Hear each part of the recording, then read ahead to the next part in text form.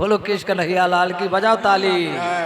हाँ, आप मेरे, मैं आपकी जान हूं, आप मेरे बर हो। तो जानवर, बिल्कुल सही बोली है, जानवर तो सकारात्मक ले लिया ना। और उसी समय में 4 थप्पड़ अगर मार देता तो काम बिगड़ जाता ना, घर में खुशियां हो रही है, लड़ाई झगड़ा शुरू हो जाता ना। इसलिए हर बात को सकारात्मक लेना चाहिए।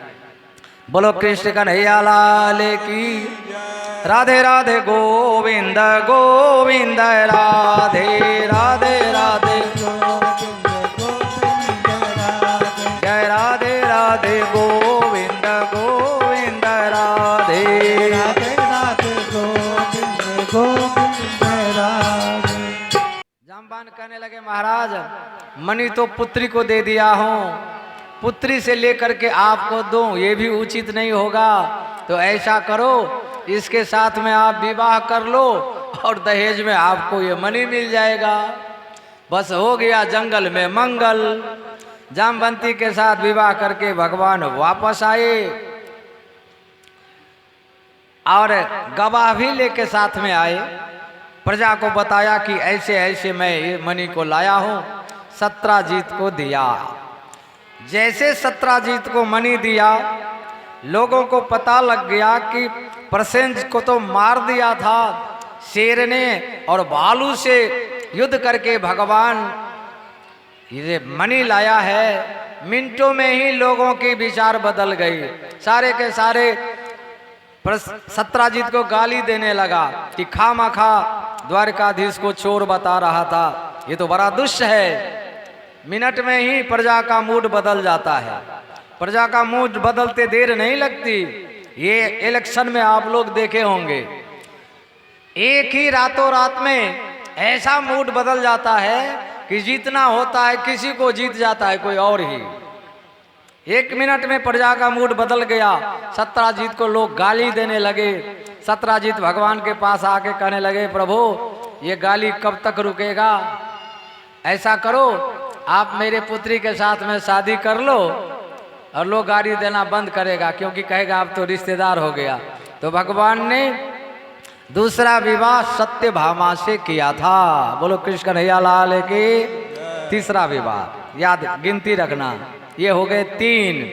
पहला विवाह रुक्मणी के साथ, दूसरा जामवंती के साथ, तीसरा सत्यभामा के साथ। एक कालिंदी नाम की कन्या थी,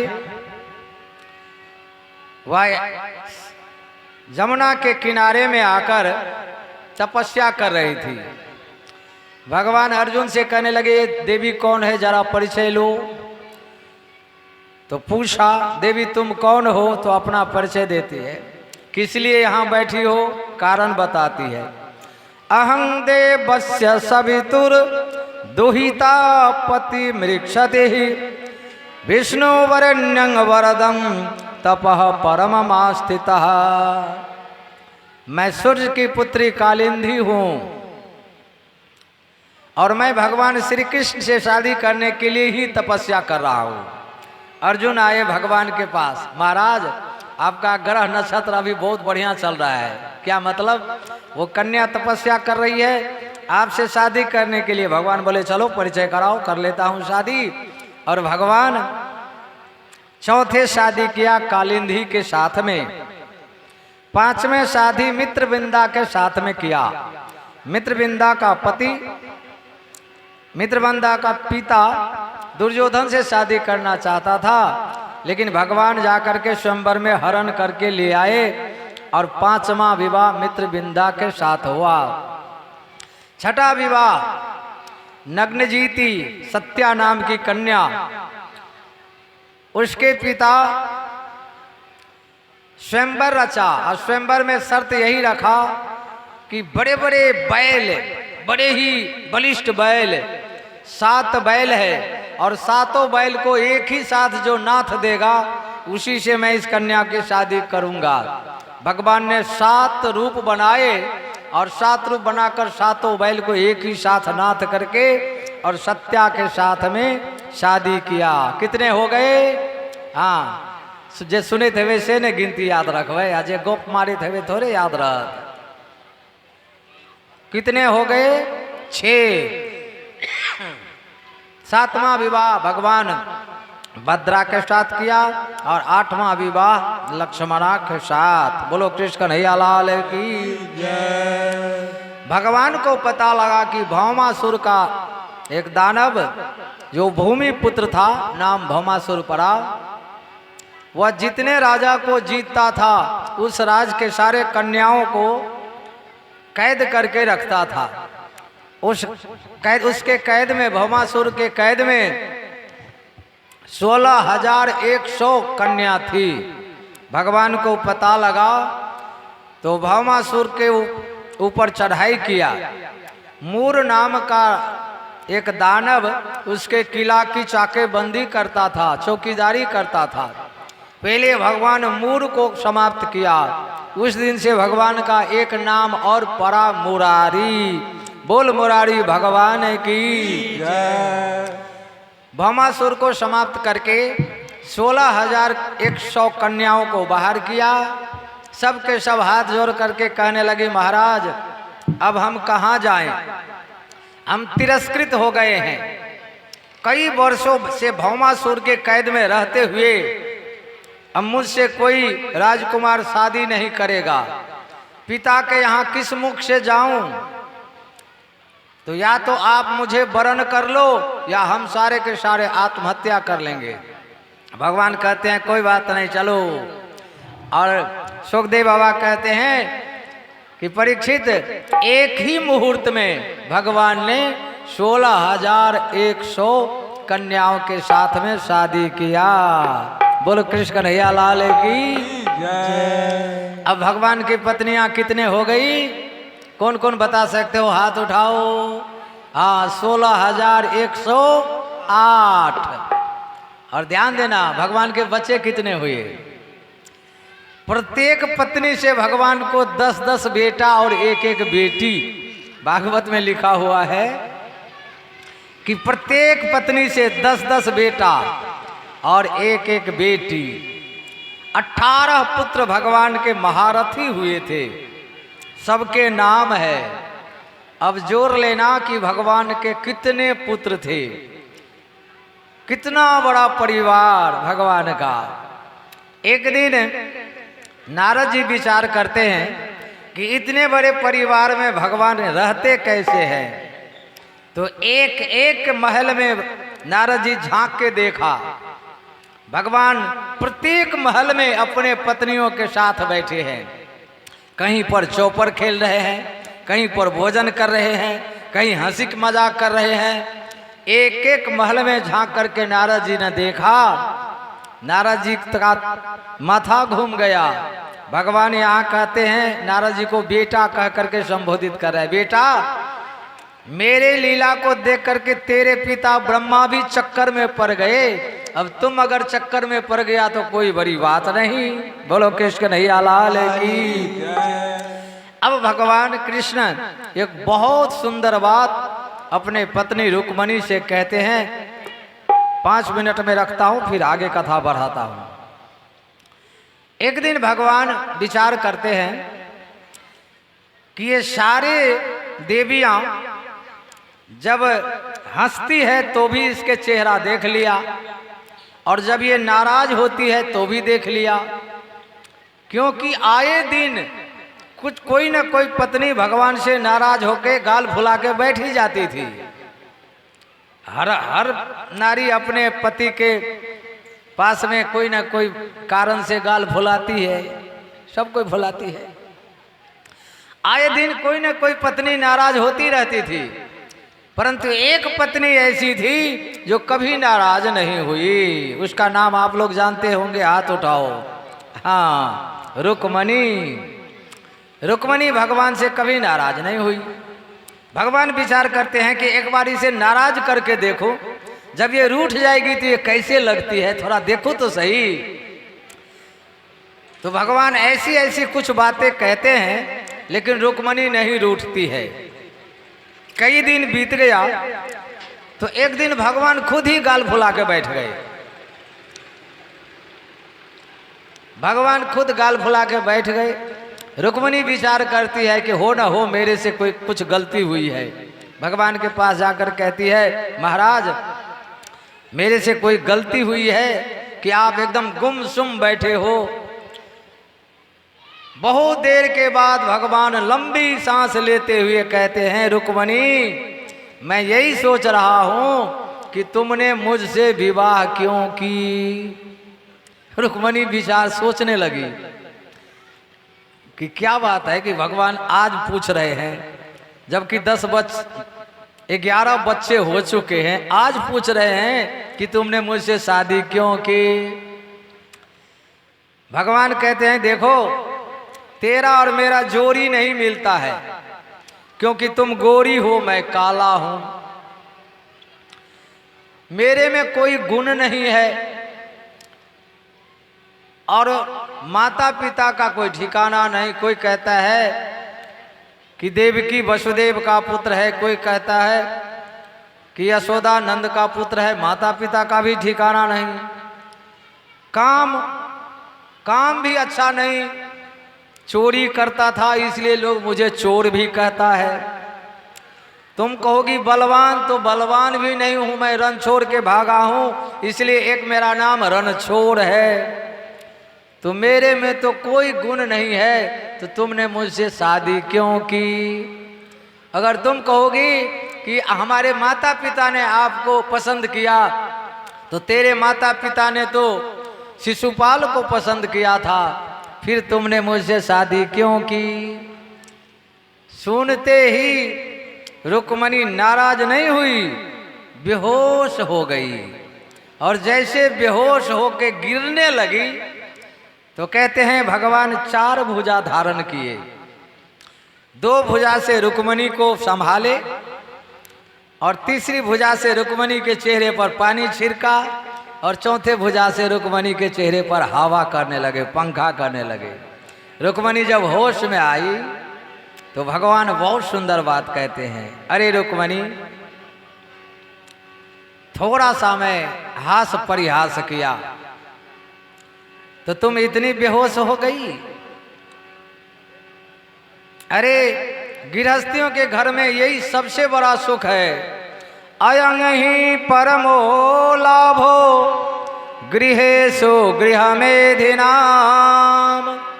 गृहस्थियों के घर में यही सबसे बड़ा सुख है कि जब पति बाहर से काम करके आए, काम धंधा करने के बाद उनके मन मस्तिष्क पर ढेर सारे परेशानियां रहती है, तो जब घर में आता है तो पत्नी के मधुर मुस्कान को देख करके सारी थकावट दूर हो जाती। बुझलिए नहीं बुझ रहे। जब पति बाहर से काम धंधा क के आवे तो धुआं जका मुंह फुला के नहीं बैठल रही घर में, प्रसन्न चित्त। मैं नहीं कह रहा हूं, भागवत कह रहा है यहाँ। अयं ही परमो लाभो गृहेषु गृहमेधिनाम। सबसे बड़ा सुख यही है गृहस्थियों के घर में कि जब बाहर से काम धंधा करके पति आता है तो पत्नी के मधुर मुस्कान को देख करके सारी थकावटें दूर हो जाता। अरे रुक्मणी, मैं तो थोड़ा सा हास परिहास तुम्हारे साथ कर रहा था, तुम इतने परेशान हो गई। अब रुक्मणी क्या जवाब देती है? रुक्मणी कहते हैं, प्रभु आप जो बोले हो कि मैं चोर हूँ, रणछोड़ हूँ, माता पिता का ठिकाना नहीं, कोई गुण नहीं, बिल्कुल सही बोले हो। भगवान चौंक गए, अरे सही बोला हूँ कैसे? भगवान तो व्यंग में बोले थे। अब रुक्मणी देखो कैसे सारे वाक्य को कितने सकारात्मक लेती है, नकारात्मक नहीं, सकारात्मक। कैसे सकारात्मक ली? प्रभु आप कहते हो कि मेरे में कोई गुण नहीं है, तो सही में आपको गुण नहीं है, आप तीनों गुणों से परे हो, इसलिए आप निर्गुण हो। माता पिता का कोई ठिकाना नहीं। प्रभु आपका सारा संतान, पूरा जगत ही आपका संतान है, तो आपका माता पिता का ठिकाना कैसे रहेगा? आप तो माता पिता से भी परे हो, आप ना जन्म लेते हो ना मरते हो, तो इसलिए आप जो बोले हो वो भी सही है। चोर, तो सही में आप चोर हो। भगवान हंसने लगे, अच्छा कैसे चोर हो? तो कहते हैं अनेक जन्म अर्जित पाप चौरम चौराग्रगण्यम सततम नमामि। हे प्रभु, अनेक जन्मों के पाप अर्जित किए हुए जीव को आप खींच लेते हो, सारे पाप आप खींच लेते हो, इसलिए आप चोर हो। आप हृदय के अंदर से जितने भी मल विकार होता है सारे आप खींच लेते हो, इसलिए आप जो कहा मैं चोर हूं तो सही में चोर हो। और रण छोर, हे प्रभु, आप तो हरिरपि निज लोकं सर्वथा विहाया, आप अपना घर छोड़ करके भक्तों के हृदय में प्रविष्ट कर जाते हो, इसलिए आप रणछोड़ जो कहा वो भी ठीक। बोलो कृष्ण कन्हैया लाल की। देखो जी, सकारात्मक लेना माताओं बहनों, अगर पति कोई बात बोले तो उसे सकारात्मक लो, पत्नी कोई बात ऐसी बोले तो इसे सकारात्मक लो, समझौता करो। पहले जमाना में तो नहीं है, इसलिए आब हो से जन्मदिन मनबे से, जन्मदिन वर्षगांठ, शादी के वर्षगांठ आप लोग मनवा लगले। तो एक आदमी से शादी के वर्षगांठ मनबैत रहा, तो बहुत रिश्तेदार सब घर में आयल रहे। तो आब हो कि छे परस्पर भेंट, जे अहाँ जे किछो भेंट दिलिए तो बदला में अहूँ के भेंट देत, परस्पर भेंट हो छे बाहर सब में। तो पूरा घर भरल छे रिश्तेदार सब। आ पत्नी, हुनका पत्नी के ककरो किछो भेंट देबाक रहे, तो वो पति से कहलखिन जे बाजार से वो चीज अनलिए। तब पति कहलखिन जे जा बिसरि गेलिए। तो मुँह से निकलि गेले अहाँ तो जानवर छी। पत्नी कह देलखिन पति के कि अहाँ तो जानवर छी। तो और जे दू चारि गोरे रहे से सोचल के कि जे आब एकरा मारते थापर, कारण पत्नी कहल के जानवर छी एते गोरे में। लेकिन वो हंसा लागल बेचारा। तो कहल के जे अरे पत्नी कह दिया तुमको जानवर और तुम हंस रहे हो। तो कहल के वो जो ठीक बोल रही है, वो बिल्कुल ठीक बोली। कैसे ठीक बोली? तो वो बोली है कि मैं आपकी जान हूं, आप मेरे बर हो, तो जानवर हो गए ना। बोलो कृष्ण कन्हैया लाल की, बजाओ ताली। हाँ, आप मेरे, मैं आपकी जान हूं, आप मेरे बर हो, तो जानवर। बिल्कुल सही बोली है, जानवर। तो सकारात्मक ले लिया ना। और उसी समय में 4 थप्पड़ अगर मार देता तो काम बिगड़ जाता ना, घर में खुशियां हो रही है, लड़ाई झगड़ा शुरू हो जाता ना। इसलिए हर बात को सकारात्मक लेना चाहिए। बोलो कृष्ण कन्हैया लाल की। राधे राधे गोविंद गोविंद, राधे राधे राधे जय राधे राधे गोविंद गोविंद, राधे राधे राधे गोविंद गोविंद राधे। अब भगवान के बहुत विशाल परिवार, बहुत से नाती पोता पोती। एक दिन भगवान अपने पोता पोती को लेकर के घूमने गए। वैसे बुढ़वा सुरवा सब देखबे पोता पोती के उंगली पकड़ के जात घूमे ला। तो भगवान भी ये मनुष्य लीला कर रहे हैं। तो अपने पोता पोती को लेकर के एक पार्क में गया घूमने। भगवान बोले बच्चों मैं यहाँ बैठता हूँ, तुम लोग खेलो। अब बच्चे सब गेंद खेलते खेलते एक कुआं था, उस कुएं में गेंद चला गया। अब गेंद ढूंढने के लिए बच्चे सब कुएं के पास गया। जैसे कुएं में झांका तो देखा एक विशाल गिरगिट, छिपकली। बच्चे सब उसे बाहर निकालने का प्रयास किया लेकिन निकल नहीं पाया। आकर के भगवान को कहने लगे कि इसमें बहुत विशाल एक छिपकली है। भगवान आए और पूंछ पकड़ के जैसे ही बाहर किए तो एक सुंदर दिव्य पुरुष प्रकट हुआ उस छिपकली से। भगवान तो जानते थे, लेकिन अनमना होकर के भगवान पूछा महाराज आप कौन हो? तो वो छिपकली से प्रकट हुआ वो दिव्य पुरुष, उसने क्या कहा, महाराज मुझे आप नहीं जानते।